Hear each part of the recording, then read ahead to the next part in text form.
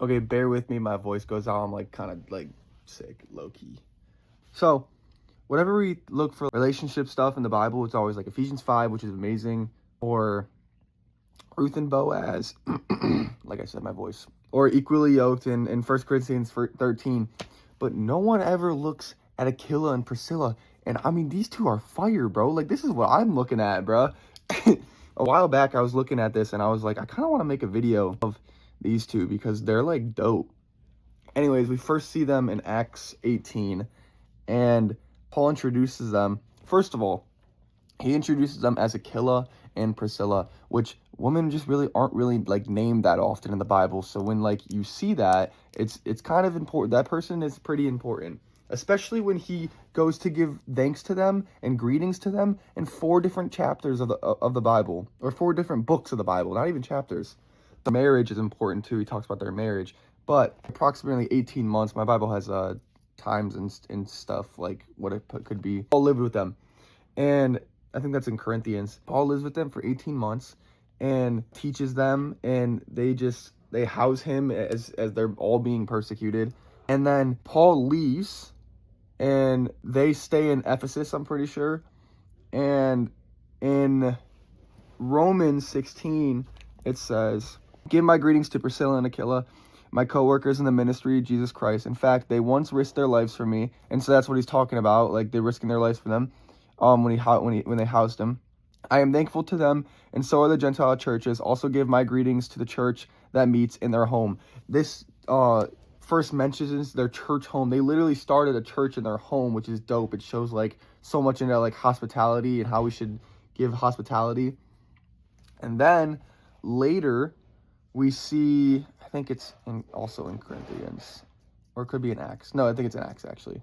We see Apollos is this like big preacher guy, and he's like decently big, and he comes into Ephesus where they live, where their church home is, and he starts staying with them.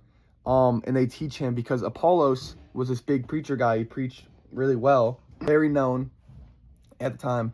But the only thing is, he only knew about John's baptism. And like he knew what, like that it had been fulfilled, like what John was talking about, but he didn't actually know the power and the death and resurrection of Jesus. And so Apollos stays with them, and they teach Apollos everything that Paul taught them. And then Apollos just becomes this huge, like huge biblical figure, or huge Christ figure. And then later, I'm sorry, my voice is really getting out. And Timothy, in 2 Timothy 4, when Paul's in prison, he's writing to Timothy. Timothy's like his little underling, bruh. His little Padawan. He's writing to Timothy, and he says, again, give greetings to Aquila and Priscilla, which means they're still working with Timothy and still working in with Christ, which is years later, I'm pretty sure, like a while later. It's just it's so cool to me. Like, this is a freaking Christian power couple, bro. That's actually dope. And like Paul gives such high respect to them too.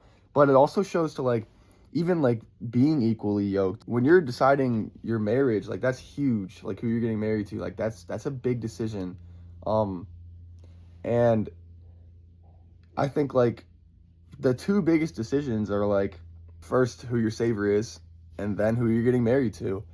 And it just shows that like this couple shows such a perfect example of like being equally yoked, 2 people that for the same ministry, that God has worked together for the same ministry. I look to this especially. That's why I thought it was so cool. I look to this because I know there's someone like special that is going to be working in the same type of thing. Like it's going to take someone special to go where God is leading me.